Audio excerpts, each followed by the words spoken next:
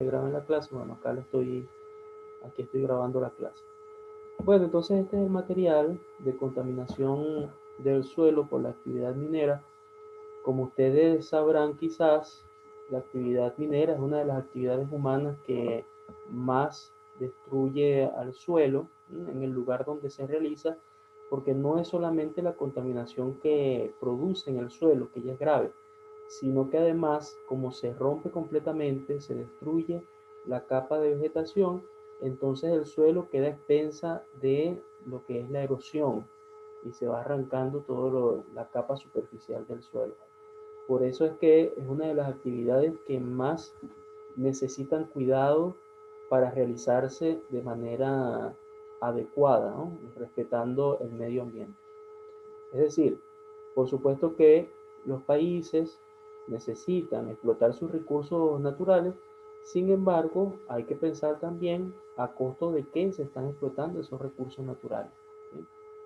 Si se están explotando irracionalmente, en algún momento, por supuesto, nos quedamos sin recursos naturales, como en el caso de los mineralógicos, pero tampoco vamos a tener lo que es los recursos ambientales y la biodiversidad. Entonces, si ustedes ven esta imagen que está acá, todo este movimiento del terreno, todo lo que ustedes están viendo acá, está causando efectos bastante graves en este ambiente. Entonces hay especies que se están desplazando, un suelo que se está destruyendo, no va a tener, por supuesto, la misma capacidad que tenía años antes de empezar a realizar las actividades mineras. Según lo que se ve por acá atrás, se trata de una selva. Entonces, ¿qué es lo que está ocurriendo aquí? Bueno, prácticamente la destrucción de un ecosistema, ¿sí? Por eso es que se tiene que ver cuáles son las consecuencias de realizar esto. ¿Sí?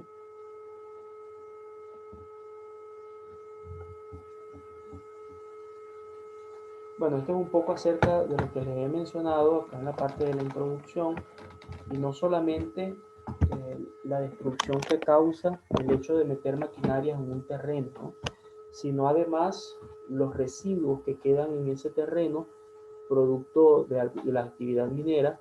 Estos son algunos de los elementos, algunos pesados. Por ejemplo, aquí tenemos el plomo, tenemos mercurio que se utiliza, tenemos el cobre, el cadmio, varias cosas que si quedan ahí residuos en el ambiente es muy difícil que ese suelo en décadas se vuelva a recuperar naturalmente.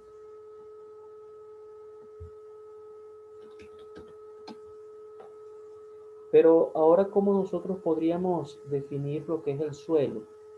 ¿Sí? Estamos acostumbrados a escuchar la palabra suelo, y eso no se refiere solamente a la parte mineralógica, es decir, a lo que son los elementos inorgánicos que están compuestos ahí, sino que la actividad biológica también determina qué tipo de suelo está ahí. Es decir, los residuos que dejan los animales cuando fallecen, por ejemplo, o su propia actividad, eh, los mismos desechos fecales, todo eso forman parte de una manera u otra del suelo como parte de la materia orgánica. También tenemos la inorgánica, que son los minerales, ¿sí? Es decir, hay varios elementos que están haciendo vida ahí. Es más, se toma en cuenta también el aire que está dentro de la mezcla del suelo, que es aproximadamente un 20% de aire que corresponde a un suelo promedio. Entonces todo eso es lo que nosotros llamamos suelo. Y cuando hay cierta actividad, como en el caso de la mineralógica, que se da en un espacio, bueno, el suelo se ve de alguna manera u otra alterado. ¿Sí? El suelo se forma a partir de lo que conocemos como la roca madre. Es una masa rocosa, ¿sí? Que está muchas veces a cierta profundidad, y una vez que esa roca madre se empieza a desintegrar, bien sea por la misma actividad biológica o la meteorización y la posterior erosión, entonces esa capa que se va desintegrando es lo que va formando el suelo. Por eso, es que la naturaleza del suelo que nosotros transitamos, por donde caminamos, de ciertos campos X, bueno, esa naturaleza va a depender directamente de la naturaleza de la roca madre de donde proviene la parte de ese suelo. En este caso, la parte inorgánica de este suelo. Pero como ya hemos mencionado antes, también hay una parte orgánica que está haciendo vida ahí. Porque, por ejemplo, estas plantas, una vez que dejan de existir, todos estos elementos que forman las hojas, que forman el tronco, todo este material orgánico va a formar parte de este suelo, ¿sí? O sea, va a ser como una mezcolanza en ese suelo. Bueno, esto es más un poco acerca de ese proceso de formación del suelo, ¿sí? Acá nosotros podemos ver que tiene varias fases. En la primera fase, como les menciono acá, que donde dice el lecho rocoso empieza a desintegrarse, eso es gracias a, en parte, la erosión de la roca madre o la meteorización. Luego la materia orgánica va facilitando esa desintegración, porque por ejemplo, no solamente en el caso de los desechos animales, sino las propias plantas, cuando la raíz está ingresando en el suelo, entonces va destruyendo, bien sea algunas rocas que quedan, las va desintegrando y va haciendo vida también en la naturaleza de ese suelo. De esta manera se va formando el horizonte tal y como se conoce en un espacio determinado y el suelo va desarrollando, según esa naturaleza, cierta actividad vegetal que se va dando en este suelo. Entonces, vamos de vuelta. En este caso, la formación del suelo comienza con la meteorización y erosión de la roca madre, se va desintegrando, la materia orgánica se va descomponiendo en este espacio y luego esto va a determinar qué tipo de vegetación se va a formar en este suelo. Acá están los componentes del suelo, ya la mayoría los he mencionado, que es la materia orgánica, vienen de los seres vivos, por supuesto, la materia mineral, la materia inorgánica. Aquí hablamos entonces si el suelo tiene granos de cuarzo, tiene arcilla, tiene carbonato, en el caso de muchas playas, por ejemplo, que tienen carbonatos. También el porcentaje de aire, que está aproximadamente en un suelo promedio, un 20% de volumen de aire. Y por supuesto que hay agua también en los suelos, en mayor o en menor medida. Acá les dejo también un esquema que muestra más o menos qué porcentaje existe de cada elemento en el suelo. Dense cuenta que el componente orgánico generalmente es el menor, ¿sí? Aproximadamente un 5% de componente orgánico. Por supuesto, esto puede variar de un suelo a otro, o sea, no es algo fijo, sino es solamente un aproximado, un promedio. Bueno, a veces con la actividad humana o por medio de otro tipo de actividades naturales, el suelo se va perdiendo. ¿Sí? El suelo, por supuesto que es cambiable y ese suelo se pierde muchas veces, en el caso de la actividad humana, quizás porque no se tomen las medidas adecuadas cuando se está realizando una actividad humana. Lo digo en este momento, por supuesto, porque estamos haciendo énfasis en lo que son los efectos de la minería en ciertos espacios. Claro, también hay causas naturales que pueden permitir la extinción de un suelo, la pérdida de un suelo, ¿sí? Por ejemplo, si hay fuertes lluvias, si hay incendios, si hay tormentas de viento que va arrasando con la capa superior del suelo, bueno, todas estas cosas pueden afectar.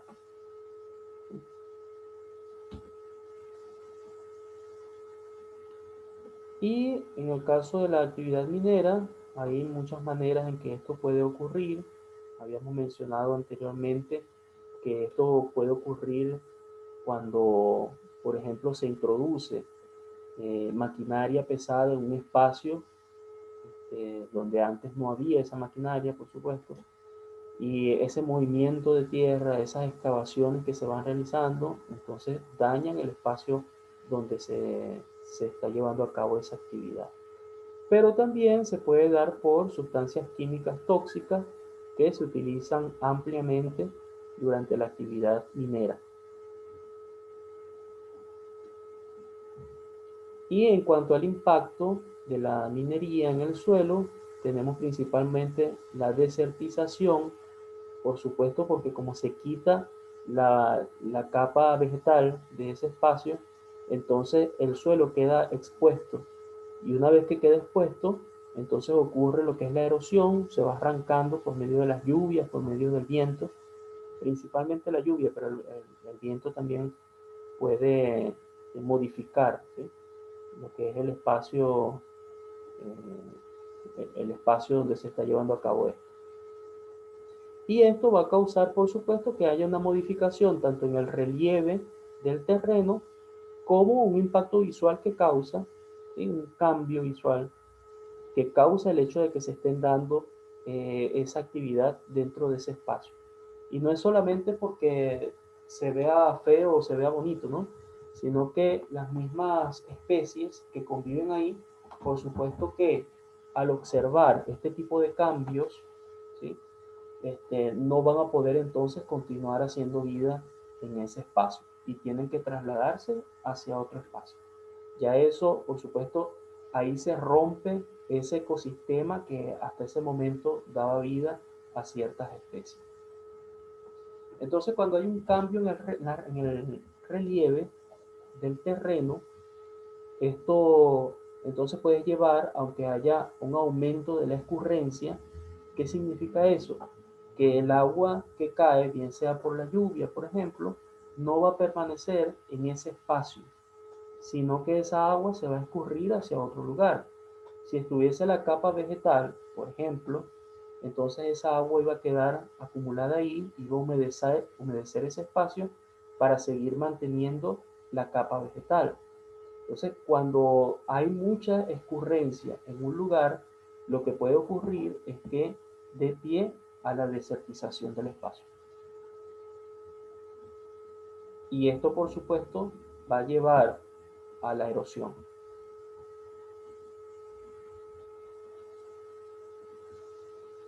Bueno, también hay otros peligros que se dan por lo que es la actividad minera, como por ejemplo los peligros eh, geotécnicos, ¿sí?, que es cuando se empieza a desestabilizar las laderas, quizás por que se empiezan a sobrecargar por las excavaciones.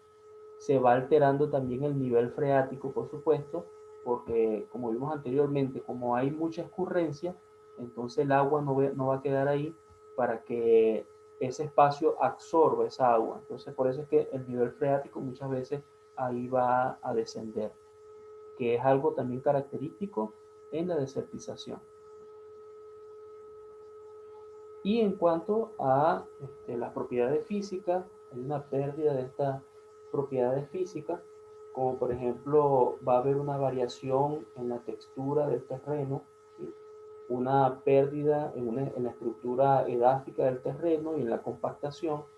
Es decir, en líneas generales va a haber una alteración en muchos aspectos de ese terreno, ¿sí?, cómo se va dando.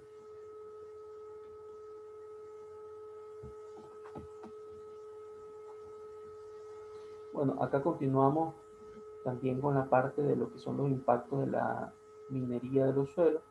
Dense cuenta este espacio, ¿sí?, un espacio que ustedes ven acá en la foto, es característico en los espacios donde se realizan actividades mineras, ¿sí? Ahora, podemos pensar entonces qué tipo de especies pueden vivir en ese espacio, ¿no?, que ya es un espacio que está bastante agotado, según se ve, desertizado. Además, podemos ver que la materia orgánica que hay en ese espacio ha bajado muchísimo, ¿sí? Los niveles de humedad del espacio también han bajado muchísimo, y eso entonces es producto de esa mencionada erosión. Por supuesto que al ver un espacio así como este, las especies que hasta ese momento hacían vida ahí, muy pocos se van a querer acercar a esos lugares.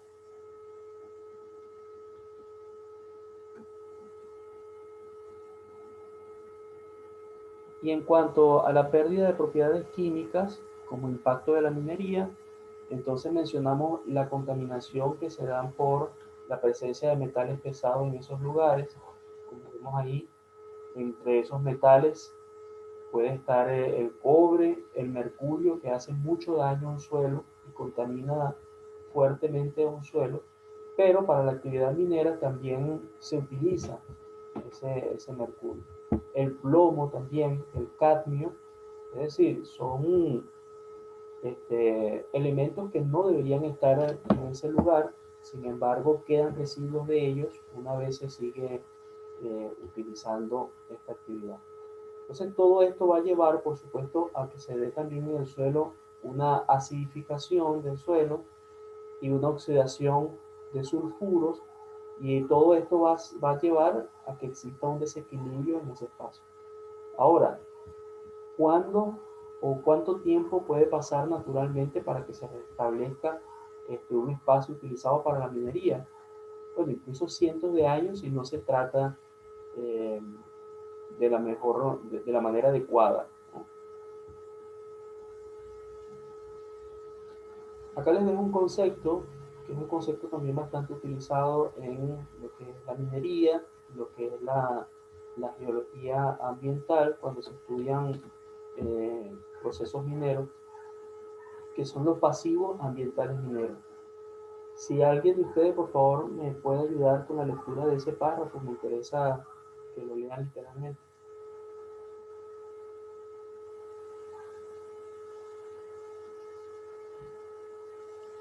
Pasivos ambientales mineros son aquellas instalaciones, efluentes, emisiones, restos o depósitos de residuos producidos por operaciones mineras, en la actualidad abandonadas o que constituyen un riesgo permanente y potencial para la salud de la población, el ecosistema circundante y la propiedad. Incluye el pasivo ambiental como forma de contaminación del suelo por actividad minera. Entonces, imagínense ustedes que en un espacio donde se estaba dando la actividad minera por mucho tiempo, entonces se dejan abandonados esos, eh, esos pasivos ahí en ese lugar, y no solamente por ejemplo, la maquinaria pesada, con el combustible que tiene la maquinaria pesada, ciertos químicos que a veces incluso se dejan abandonados irresponsablemente. Entonces, todos esos pasivos ambientales mineros son aquellos que de alguna manera u otra van dejando emisiones a largo plazo por simplemente su presencia, ¿no? Entonces, eso también es un error bastante común en lugares donde se ha realizado actividad minera y se ha dejado abandonado algunas cosas ahí. Eso, por supuesto, es algo que tanto el Estado del lugar donde se está realizando, de ese país, se tiene que controlar, ¿no? Porque hace mucho daño en cuanto al ambiente ese tipo de pasivos ambientales mineros. Ahora, también les dejo en este material algunos conceptos, algunos procedimientos que se llevan a cabo al momento de querer remediar los suelos después eh, de una actividad minera. Primero debemos tener en cuenta que la remediación del suelo es un proceso que ayuda a restablecer, bien sea total o parcialmente, el suelo donde se estaba realizando la actividad minera y en el cual se produjo un daño muy perjudicial de esta actividad. Y en el caso de la bioremediación es cuando se utilizan factores biológicos para que se aumenten las capacidades del suelo que hasta ese momento se han perdido y se restablezca algunas características tanto físicas como químicas del suelo. Muchas veces se utilizan organismos vivos como plantas, hongos, algún tipo de bacteria para que ayuden a remediar ese espacio, ¿sí? Dependiendo además qué tipo de contaminante existe en ese espacio, por supuesto.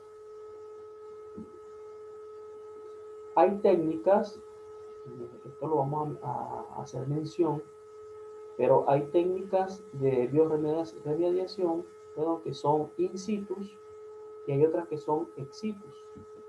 En el caso de las in situ puede existir, por ejemplo, la atenuación natural. Pido por favor la participación de ustedes para que lean estas 4 líneas que están acá.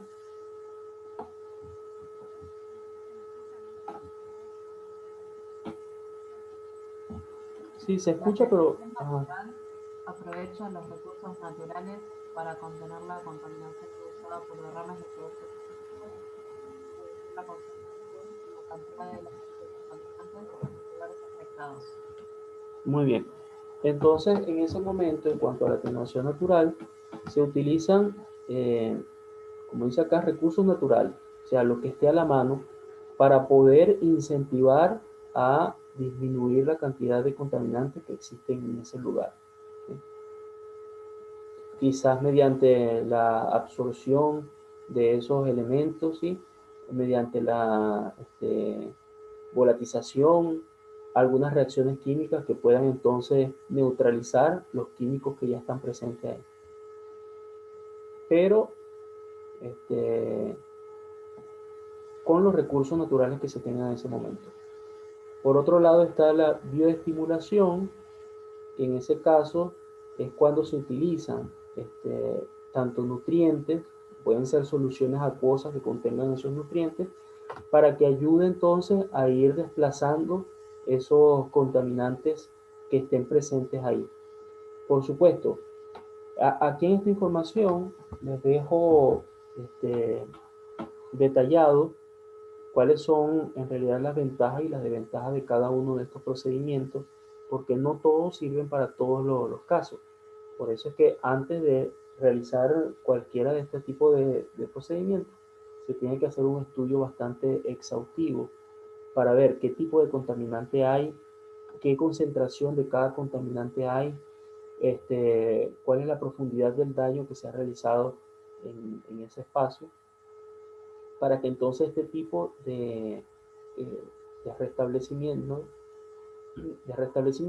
entonces puedan surtir efectos.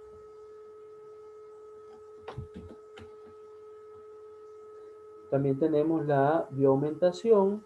En este caso se utilizan también, pueden ser organismos vivos que están seleccionados, por supuesto, incluso también pueden haber organismos que estén adaptados o modificados genéticamente para luchar en contra de un contaminante que esté presente ahí.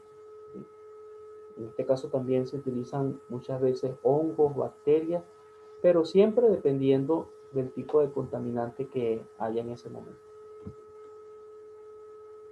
La fotorremediación es otro proceso. En este caso se van a utilizar plantas, ¿sí? Algunas plantas que pueden absorber esos contaminantes. Incluso puede haber plantas, dependiendo de la naturaleza, que puedan absorber compuestos radiactivos que estén en ese espacio.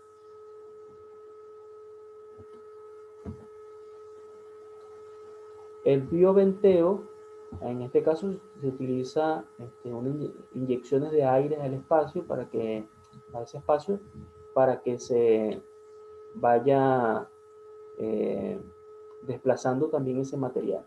Se utilizan muchas veces, por ejemplo, cuando hay contaminantes provenientes de hidrocarburos del petróleo, plaguicidas, entre otras cosas. Pero como dice la palabra, es bioventeo, o sea, se utiliza el viento para esto. Y por otra parte están las técnicas de bioremediación ex situ. En este caso se utilizan otro tipo de procedimientos, ¿sí? Son quizás más costosos además, porque amerita también un transporte de material. Aquí se va a incorporar, por ejemplo, muchas veces un material que viene como que a renovar el suelo que ya se contaminó. Por ejemplo, las biopilas, fíjense que se está como que formando el suelo, esa tierra, ese suelo, para que vaya a desplazar a aquel suelo que ya se contaminó. Pero por supuesto, para hacer eso, ex situ tiene que ser mucho más costoso. Igualmente la formación de compostaje, que es una mayor cantidad de materia orgánica, así como acerrín, paja, estiércol, restos de vegetales, y después que se hace ese compostaje, se puede incorporar en el lugar donde hubo la contaminación.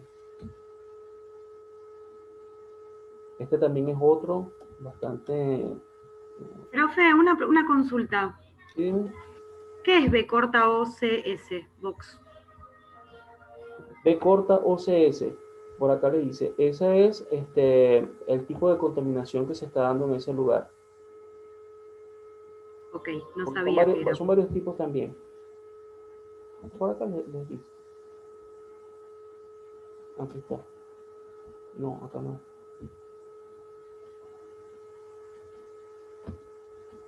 Acá está, compuestos orgánicos volátiles. Ujú. Genial, profe, gracias. Bueno, entonces eso más que todo es lo referente a lo que son los in situ y ex situ que se utilizan para tratar de remediar un suelo cuando está contaminado, ¿sí? ¿Qué fue lo que vimos en este material, además de este tipo de técnicas? Esto es a modo de referencia, quedan estas técnicas también para que se tomen en cuenta, porque de seguro en algún momento ustedes van a seguir escuchando acerca de estas técnicas. Vimos en el material la importancia que tiene remediar un suelo en algún momento que se haya contaminado por la actividad mineralógica. Vimos el concepto de pasivos ambientales mineros, que son esos elementos que quedan en un espacio. Chicos, se va a cortar esta reunión. ¿Podemos ingresar nuevamente con el mismo enlace, por favor?